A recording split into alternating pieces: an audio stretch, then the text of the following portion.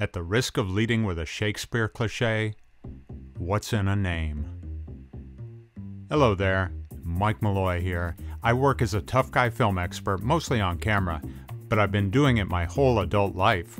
Whether it was my book deal for Lee Van Cleef's biography that I got in my teens, my career writing for newspapers and film magazines during my 20s, screenwriting and acting in my 30s, or my career doing documentaries and Blu-ray extras ever since. So I've been interested in tough, gritty material for as long as I remember. But was I destined to fall into this racket? Was there something about my name that predetermined my career path? Maybe. Turns out Mike Malloy, besides just having a good sturdy ring to it, has been associated with toughness throughout history. So after 20 years of doing what I do professionally, I'm finally going to take my first ever look at the two biggest examples of Mike Malloy toughness, myself notwithstanding. It'll be a two-part series, and in the next video, I'll look at Iron Mike Malloy, aka Mike the Durable. But for now, rewinding in time to the more recent Mike Malloy, we find Mike Malloy, Private Eye. That's right, Malloy's the name. Mike Malloy.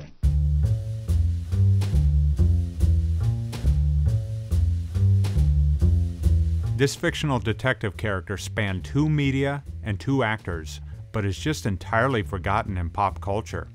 Other characters from the radio era, like Dick Tracy or The Shadow, they may have kept enough name recognition that they received big screen movie adaptations in the 1990s.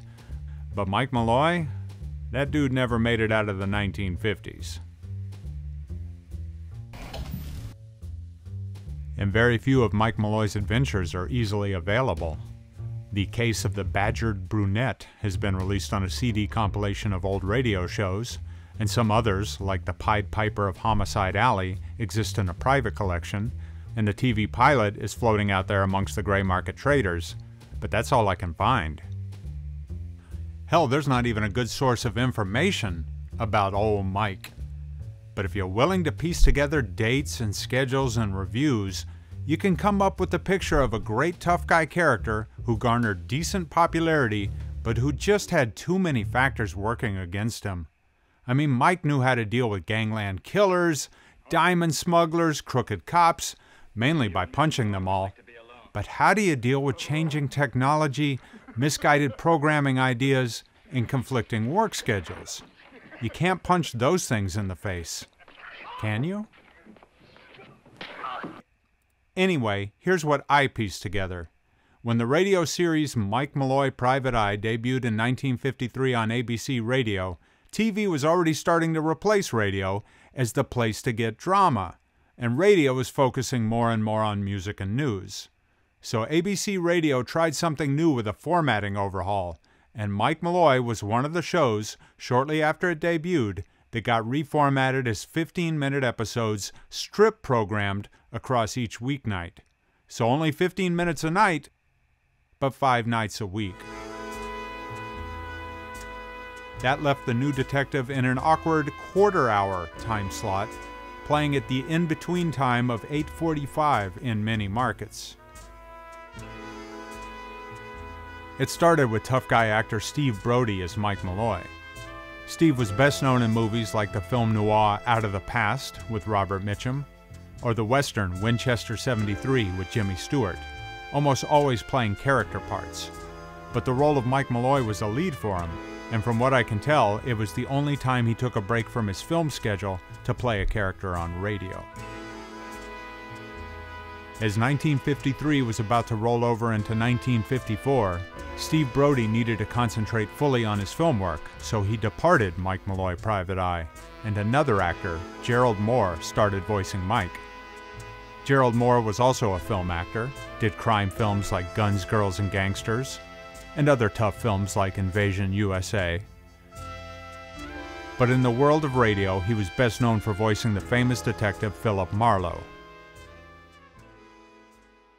Now, Marlowe was a famous fictional detective with a literary pedigree and movie versions, and Gerald Mohr voiced Philip Marlowe from the late 1940s to the early 1950s, so it'd be a natural to think that playing Mike Malloy was probably just a footnote for Mohr. But Mohr gave a 1956 newspaper interview in which he named Mike Malloy his favorite radio detective of the many he had voiced. Anyways, it's interesting to see that once Steve Brodie departed, the Mike Malloy creators thought there was enough value in this tough detective character to try him with another actor, rather than start from scratch with a new character. So the whole endeavor was off to a late start in the dying days of radio drama, and the series already had to survive a major casting change within its first few months. But maybe there was a fighting chance. After all, Gerald Mohr had been signed to a 5-year contract as Steve Brodie's Mike Malloy replacement, and a 1953 Variety review, while noting the low budget, had really liked the series, praising both the writing and Steve Brodie's performance. Further, the series ranked near the top in some markets, and a newspaper reported that Brodie had gotten a major bump in popularity from the show, and Mike Malloy picked up Buick as an occasional advertiser along the way.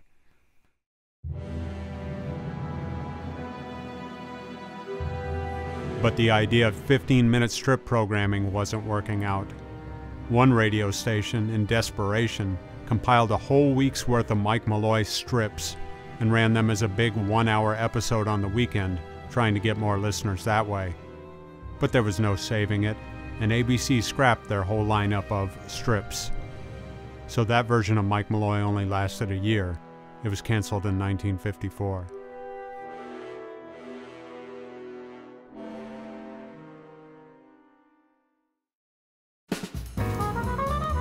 Radio wasn't the only game in town, though, and it was already being announced as early as 1953 that Mike Malloy was going to be coming to television, with Steve Brodie playing the on-screen version of Malloy.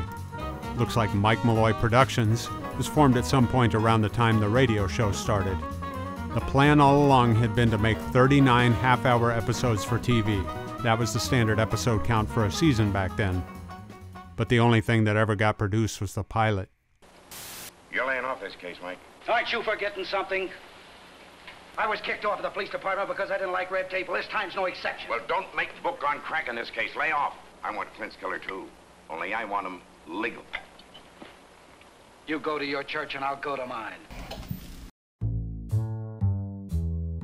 When he made the pilot, Steve Brodie was apparently game to star in the rest of the episodes, too. But first he had to film his part in a big-screen 3D Western, The Charge at Feather River, which incidentally is the first film to reuse the famous Wilhelm scream, and the one that coined the Wilhelm name. After he did that Western, what happened? Was there just no broadcaster interest in the pilot, which was admittedly pretty damn violent for 1950s TV? Or did Steve have legitimate work conflicts that got him out of the Malloy TV contract? Not sure. But in 1954, Brodie was in the touring company of a stage version of the Caine Mutiny. Steve was in the film version too. And at a stop in Sioux Falls, South Dakota, he confessed to a reporter that he had gone against the advice of friends who told him to hang on to the Mike Malloy role instead of accepting other gigs. Is this the office of Mike Malloy? Whatever the reason, not only did the pilot not launch a series, it never even aired on TV. What a terrible blow. Was this going to be curtains for Mike Malloy Private Eye? No. Mike would come back, but he wouldn't be alone this time. ABC Radio was going to try another big formatting idea. You have just heard Mike Malloy Private Eye, starring Steve Brodie on Mystery Time. This is Don Dowd, your host for Mystery Time. Every night at this time, Monday through Friday, Mystery Time presents a new and different drama. Mondays, Mike Malloy Private Eye. Tuesdays, Sherlock Holmes. Wednesdays, Masters of...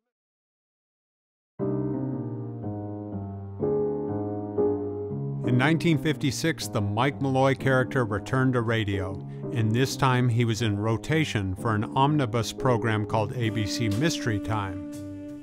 Each night of the week, listeners would get a different 30-minute suspense program, with Mike Malloy occupying every Monday night slot of this anthology format. And as you heard, Mike was sharing the week with famous sleuths like Sherlock Holmes, who was the Tuesday night detective of Mystery Time, and Holmes was voiced by Sir John Gielgud, and even featuring Orson Welles as Nemesis Moriarty in one episode. So Malloy was in pretty good company. That version ran until the late 1950s, and that's where our detective's trail goes cold. End of the line for Mike Malloy. After all, the 1950s was the final decade of the golden age of radio, and Malloy didn't successfully make the jump to television. Now here's the kicker. Mike Malloy was replaced in the Monday night Mystery Time slot by a new show called Johnny Cuba, and it starred Gerald Mohr, the interim voice of Mike Malloy. So instead of just getting Mohr to continue voicing Malloy again, it was finally decided to try something new. And by the way, the Johnny Cuba character was indeed something new, a millionaire jet-setter who dabbled in amateur crime fighting. Very 1950s. Well, who was our hard-luck Mike Malloy character? What was that cat all about? Well, Malloy, as played by Brodie, was a great hard-boiled detective, and apparently that was part of the problem, especially by the time of his 1956 revival. See, during the 1950s, the popular TV cop series Dragnet had made cut-and-dried police procedurals in vogue. Hell, Dragnet was so popular that there were radio, TV, and film versions of it. And some TV shows were using newfangled technology in their crime solving. For instance, an episode of a show called City Detective centered around this item called an alarm clock radio.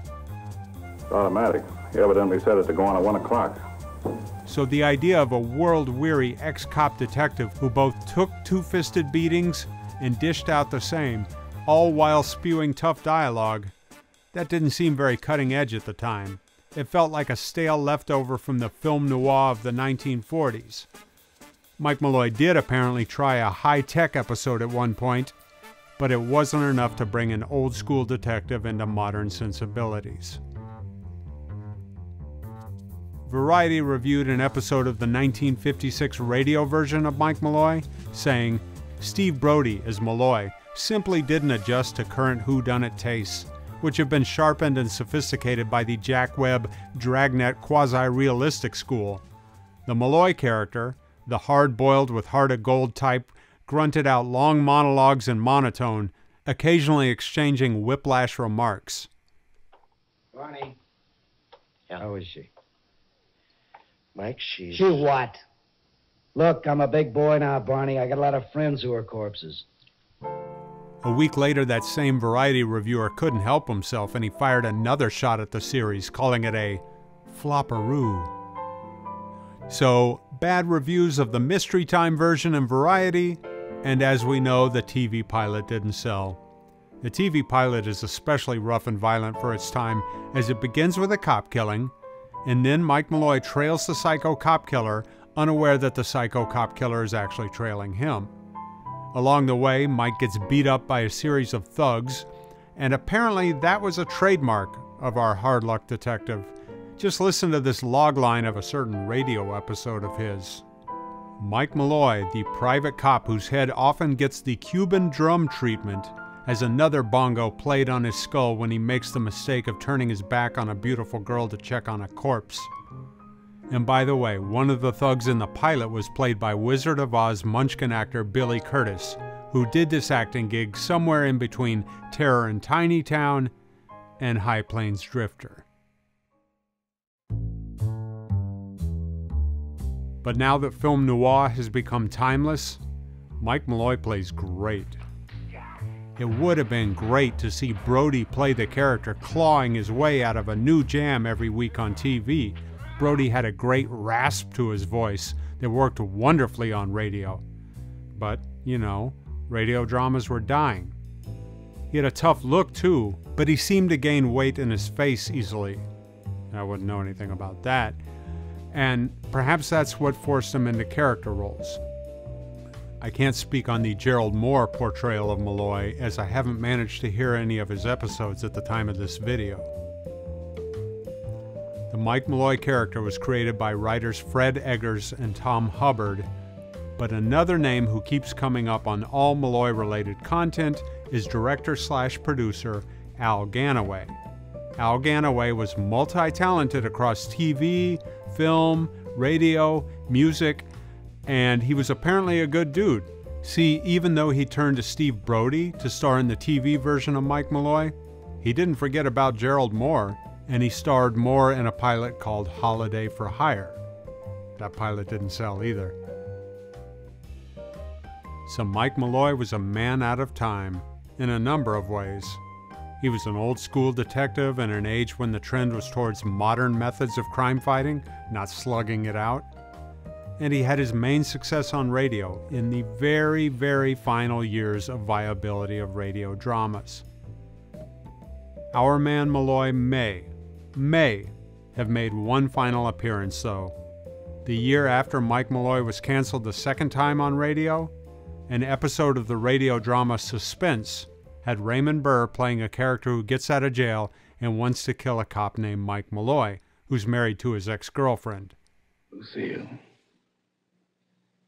My Lucille. That's right. I'm sorry, Joe. But 8 years is a long time for a young girl to wait, Joe. Mike Malloy's a fine guy to throw me over for. Well, makes it dandy. Double dandy. It'll be a pleasure to kill them both. Joe, listen to me now. Forget all about Malloy and Lucille. You got a chance to make a new life for yourself. Was using the Mike Malloy name a coincidence? Was it an in-joke? Well, since Mike Malloy Private Eye is well established as an ex-cop, I like to think of this as a prequel. Like I said, Malloy didn't make it out of the 1950s. I can only find one single mainstream mention of him after his original decade. Yeah, one day in the Los Angeles Times, Mike Malloy Private Eye was part of the answer of what was essentially a trivia question. That was 1982. Nothing since. Crazy, considering how ubiquitous the series once was. Oh, and one final thing. I'm not sure if this had anything to do with the failure of Mike Malloy Private Eye, but nobody could ever seem to get the title straight.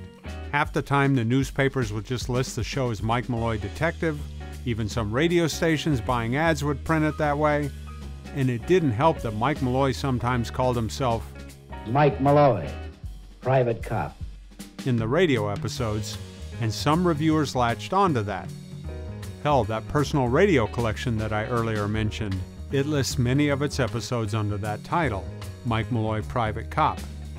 And when the TV pilot was filmed, the on-screen title was simply Mike Malloy. So just very little consistency. To end on a personal note, I wasn't named after Mike Malloy, the detective version. See, my pop's name is John Malloy, and his favorite actor was John Wayne. John Wayne's first two kids were Michael and Patrick, and John Malloy's first two kids were Michael and Patrick. The next installment in this series will find me looking at Iron Mike Malloy, aka Mike the Durable, aka Indestructible Mike Malloy.